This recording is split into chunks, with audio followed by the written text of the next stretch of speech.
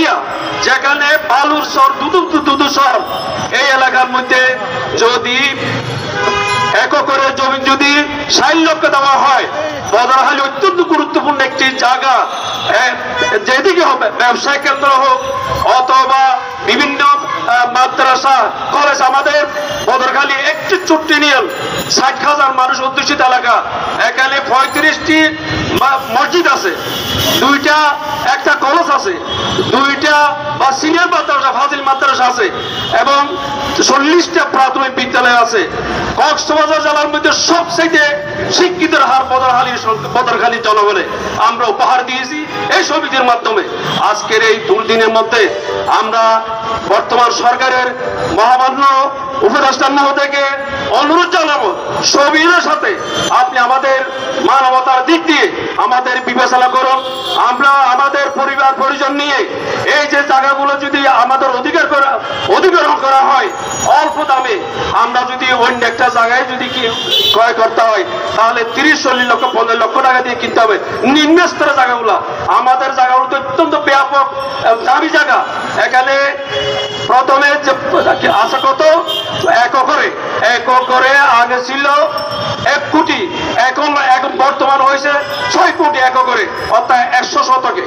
তাহলে মাননীয় কক্সবাজার জেলা প্রশাসক কি অজ্ঞতার কারণে, কি প্রৌঢ়ির কারণে সরকারকে হয়তো বিচলিত করার জন্য হয়তো উনি একটা ব্যবস্থা নিয়েছে। আমাদেরকে ভূমি মন্ত্রণালয়ে বলছে যে ডিসি মহোদয় বদরখালীর অবস্থা পুরো তদন্ত করে আমাদেরকে সেইটা রেকর্ডটা এখানে মন্ত্রণালয়ে পৌঁছে দেবেন।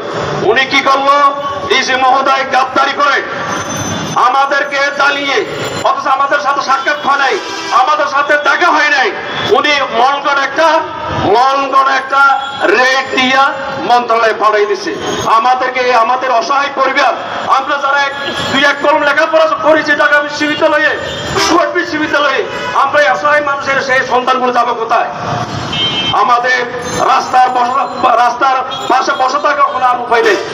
আমরা সবিনয়ে অনুরোধ করবো মাননীয় উপদেষ্টা মহোদয়গণ সহ আপনার বদরখালী সমিতির এই আপামার জনসাধারণ অর্থাৎ 60,000 মানুষের এই অধিকারকে আপনারা অনেক ভাবে যেদিকে পারেন আমাদেরকে একটু হেল্প করেন। লেখনের মাধ্যমে হোক অথবা প্রিন্ট মিডিয়া, ইলেকট্রিক মিডিয়ার মাধ্যমে হোক, আমাদের তথ্যগুলো যদি আপনারা উপস্থাপন করেন তাহলে আপনাদের কাছে আমরা স্মৃতি নিয়ে থাকবো। যেহেতু প্রেস ক্লাবের মধ্যে আন্দোলন, আমরা শিক্ষক 22 দিন আন্দোলন করেছিলাম। এই কিছুদিন আগে আমি সাতকানিয়ার একটা দায়িত্ব, শিক্ষক সমিতির দায়িত্ব সেক্রেটারি হিসেবে এখন আছে। আজকের দিনেও আমি এই সরকারকে অর্থাৎ অন্তর্বর্তী সরকারকে আমরা দেখাই দেওয়ার জন্য আসি নাই, মেসেজ দেওয়ার জন্য এখানে এসেছি। তো সুতরাং আমাদের পরিবার পরিজনকে এই যে আমরা উন্নয়নমূলক কর্মকাণ্ড হোক সেটা আমরা কামনা করি। এটার মধ্যে আমাদের কোনো দ্বিমত নেই।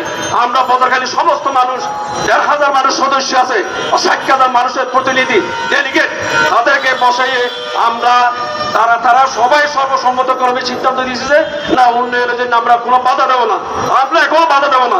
তবে আমাদের জায়গাটা মূল্য নির্ধারণ করা যায় 100 শতক অর্থাৎ 2.5 হালি অর্থাৎ একরে 6 লক্ষ টাকার উপরে বিক্রি, অর্থাৎ আমাদেরকে দেওয়ার জন্য 6 কোটি টাকা দেওয়ার জন্য উদ্যোক্ত আহ্বান জানিয়ে, সিদ্ধান্ত নেওয়ার জন্য উদ্যোক্ত আহ্বান জানিয়ে আমার সংক্ষিপ্ত বক্তব্য এখানে শেষ করলাম। ধন্যবাদ সবাইকে।